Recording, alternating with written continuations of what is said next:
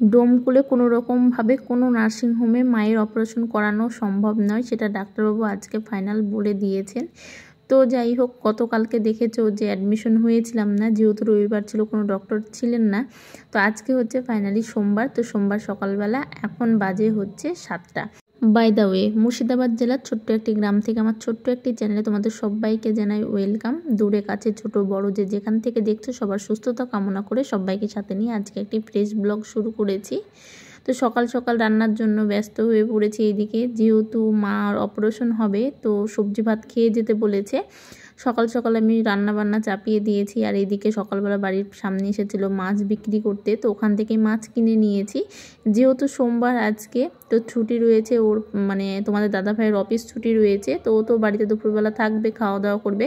তো ভাবলাম যে মায়ের জন্য যখন ভাত রান্না করছি তাহলে একেবারে দুপুরের জন্য সবজির তারপরে মাছ সব কিছু রান্না করে যাই, যেন আমার দুপুরবেলার জন্য আর কোনো টেনশন না থাকে। তো ওখানে করে মশলা করে নিয়েছি। এক সাইডে ওর সকালবেলা যেহেতু ভাত খেতে পারবে না, তো ওর জন্য প্রেসারে করেছি খিচুড়ি রান্না, আর আমাদের জন্য সবজি ভাত মাছ এসবগুলো রান্না করে নিয়েছি একেবারে। তো মাও ভাত খেয়েছে, আমিও ভাত খেয়েছি, আর মেয়েকেও একটুখানি সুজি খাইয়ে দিয়েছি। মেয়ে তো সকালবেলা ভাত খাবে না, আর ওর পাপার জন্য ফাইনালি খিচুড়ি হয়েছে। তো সবজি হয়েছে এখানে মাছের তেল দিয়ে, আলু দিয়ে আর বেগুন দিয়ে একটা সবজি রান্না হয়েছিল। আর এই যে তেল ভর্তি দেখছো, এগুলো কিন্তু পুরোটাই মাছের তেল বেরিয়েছে। আর মায়ের জন্য এখানে করে ফাইনালি মানে আর কি শুধুমাত্র মায়ের জন্যই আমি পেঁপেটা ভাতে দিয়েছিলাম, যেখানে পেঁপে সিদ্ধ হয়েছে, পেঁপে সিদ্ধ দিয়ে মা ভাত খেয়েছে। আর এখানে আমাদের জন্য রয়েছে মাছের ঝোল। তো মাছ অনেকগুলোই নিয়েছি, সবটা রান্না করিনি, অর্ধেকটা রান্না করেছি, অর্ধেকটা ফ্রিজে ভেজে রেখেছি। আর এই হচ্ছে আমি খেলাম একটুখানি খিচুড়ি, ভাত খাবো বলে ভাতটা খাইনি, তো খিচুড়ি খেয়েছি। তো এই যে দেখো খিচুড়ি খেয়েছে, আর বাকিটুকু রেখে দিয়েছে, ওর পাপা খাবে। আর এদিকে ভাতটাও হয়ে গেছে, মা অল্প একটুখানি খেয়েছে। আর ফাইনালি আমাদের খাওয়া দাওয়া হয়ে গেছে। খাওয়া দাওয়া হয়ে রান্নাঘরটাকে সব কিছু একদম পরিষ্কার পরিচ্ছন্ন করে রেখে এদিকে মেয়েকে ড্রেসটা পরিয়ে দিলাম, আর মেয়েকে রেডি করে দিচ্ছি। এদিকে ক্রিম মাখিয়ে দিচ্ছি, ওর গায়ে প্রচুর র্যাশ বেরিয়ে গেছে। আর বাইরে তো কি বলবো, এখন যা ওয়েদার তাতে প্রচুর র্যাশ বেরোবে। এই টাইম বর্ষাকালে প্রচুর কিছু গায়ে বেরোয় যাদের প্রবলেম রয়েছে স্কিনের। আর এখানে করে মেয়েকে রেডি করছে, আমি এখনও কিন্তু রেডি হইনি। ওর পাপাও এখনও ঘুম থেকে ওঠেনি আজকে। তো যেহেতু মাছটা আমি বাড়ির কাছ থেকে নিয়ে নিয়েছি তার জন্য ওঠেনি, না হলে ও অনেকক্ষণ আগেই উঠে যেত, উঠে গিয়েই মানে বাজারে চলে যেত, মাছ মাংস যাই হোক কিছু একটা এনে দিত। আর বাইরের ওয়েদারটা মানে দেখলে বুঝতেই পারছো যে কেমন ওয়েদার, ভীষণ বাজে ওয়েদার, একদম ঝমঝমে বৃষ্টি পড়ছে, এমন বৃষ্টি যে যাওয়ার কোনো উপায় নেই। তো যাই হোক, তবুও রেডি হতে হবে। আর এদিকে আমি রেডি হচ্ছি আর একটুখানি সাজুগুজু করছি। কেন বলি, মানে আগের দিনকে যে ভিডিওটি দেখেছো, তো সেখানে করে আমি ওই জামাটা পরে গেছিলাম, তো ওর বাবা ভীষণ বকাবকি করছে, হ্যাঁ তোমার কি আর কোনো জামা নেই, নার্সিংহোমে ডক্টর দেখাতে গেলে কি ভালো জামা পরে যেতে নেই, নাকি একটু সেজে খুঁজে যেতে নেই, পাগল ছাগল হয়ে সব জায়গায় বেরিয়ে যাও, চলে যাও। তো অনেক কিছু মানে একটা ঝামেলা করার মতোই টাইপের করছিল। তো তার জন্য রাগের আগে ওর পাপার উপর রাগ করে আর কি আমি সেজেছি যে ঠিক আছে না, আজকে হয়েছে কিনা। তো ওকে দেখে দেখে আর কি বসে বসে সাজছিলাম। তো অন্য কিছু করিনি, ড্রেসটা পরে নিয়েছি, আর এই চেনটা খালি গলায় ছিলাম, তো চেনটা পরে নিলাম। আর এইদিকে বর্ষা, যেহেতু জামা কাপড় কাচাকুচি করেছি, তো এখানে মোটামুটি দিয়ে গেলাম, সবগুলো দেওয়া হলো না, কিছু কিছু দড়িতে দিয়ে দিয়েছি, বাথরুমেও বাকিগুলো রয়েছে। তো এগুলো একটুখানি শুকিয়ে গেলে তারপরে আবার ওইগুলো আর কি রোদ্রে দিয়ে দেব। বাড়ির সামনেটায় প্রচুর জল জমে গেছে, যেহেতু বৃষ্টি হয়ে যাচ্ছে এই জায়গাটা একটুখানি নিচু, তো তার জন্য জল জমে যায়। তো আমরা একদম আমাদের বাড়িতেই রয়েছি, কিন্তু রাস্তা পর্যন্ত যাইনি। তো এখানে গুলিতে টোটোটা ঢুকেছিল দেখলাম, কারোর প্রয়োজনে হয়তো। তো ভাবলাম যে ঠিক আছে, এখানে করে যখন টোটোটা পেয়ে গেলাম আরও ভালো হলো, না হলে হয়তো এক ধাপ গিয়ে রাস্তাটাই উঠতে হতো। একদম আর কি বাড়ির মধ্যে থেকেই পেয়ে গেলাম, ঘরের মধ্যে থেকেই বলতে পারো। এই বৃষ্টির জন্য না বেশি প্রবলেম হচ্ছে, বাচ্চা নিয়ে তারপরে ছাতা নিয়ে ওকে কোলে করে নিয়ে একদম যাওয়া আসা ভীষণ কষ্ট। আর পুরো রাস্তাটা অবস্থা পুরো ভিজে একদম একাকার হয়ে গেছে।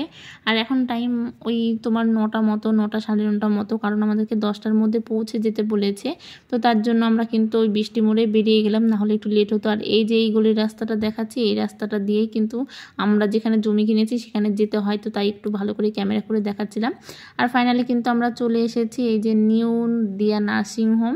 তো এখানে করে ঢুকেও গেছি, আর যত যা ডকুমেন্টস যাবতীয় যা কিছু তো রবিবারই দিয়ে গেছিলাম, আজকে জাস্ট এসে পারমিশনটা নিলাম যে কোথায় থাকতে হবে।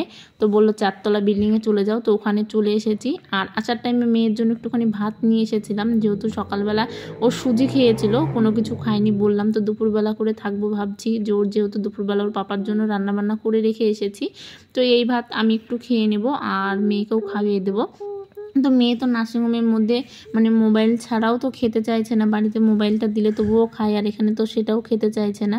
তো আমরা ওয়েট করছি যে কার্ডটা কখন এন্ট্রি হবে, যেহেতু স্বাস্থ্যসাথী কার্ড থেকে অপারেশনটা হবে ভাবছি। তো সবার তো আমাদের পরে পরে এসেও কার্ডগুলো সব নিয়ে নিচ্ছে, আর আমরা একটু টেনশনে আছি।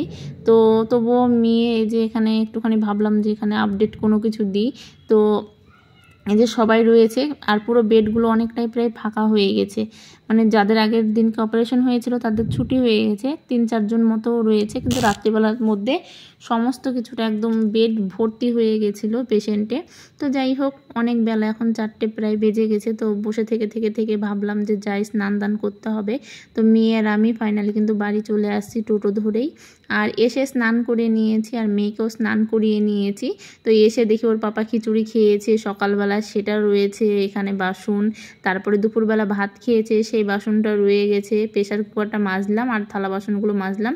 আর আমি যে ভাতটা নিয়ে গেছিলাম মানে টিফিন কৌটোতে করে, সেগুলোও মেজে নিলাম, সব কিছু মেজে ধুয়ে একদম পরিষ্কার করে নিলাম রান্নাঘরটা। আর এদিকে করে বোতলগুলো সব খালি হয়ে গেছিলো, তো বোতলগুলো আমি এখন জল ভর্তি করে নেব, আর একে একে কিন্তু সমস্ত বোতলগুলো আমি ফ্রিজের মধ্যে ঢুকিয়ে দেবো, কারণ আমরা ঠান্ডা জল খেতে ভালোবাসি, সবাই খায়, মানে মেয়ে বাদ দিয়ে। মেয়ে তো মানে ঠান্ডা কোনো জিনিস খেতে পারে না, ওর অ্যালার্জি রয়েছে জলের মধ্যে, ধরো বেশি জল ঘাটাঘাটি করলেও অ্যালার্জি হয়ে যায়। তো মেয়ে বাদে আমি, ও, তারপরে তোমাদের দাদাভাই সবাই মিলেই কিন্তু ওই তোমার ঠান্ডা জল খাই।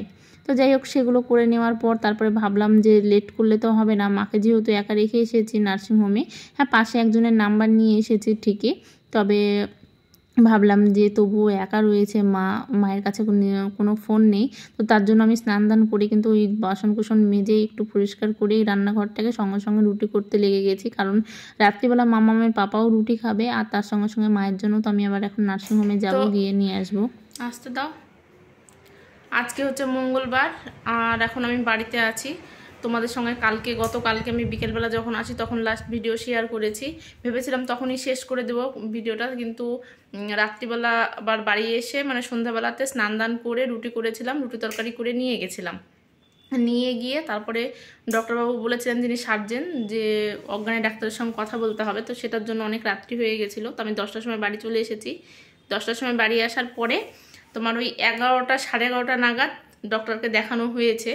আমি পাশে একজনকে বলে এসেছিলাম, তো সেই মেয়েটাই মাকে নিয়ে গেছিলো, আর ফোন নাম্বারটাও নিয়ে এসেছিলাম যোগাযোগ করার জন্য। তো 11টা সাড়ে 11টার সময় ডক্টর দেখেছেন, এবং দেখে রিপোর্টগুলো দেখে বলেছে যে উনি অজ্ঞান করতে পারবেন না, একটুখানি রিপোর্টে প্রবলেম আছে, একটু বলতে অনেকগুলোই প্রবলেম আছে, 3-4টের আর কি প্রবলেম রয়েছে, তার জন্য অজ্ঞান করতে পারবেন না।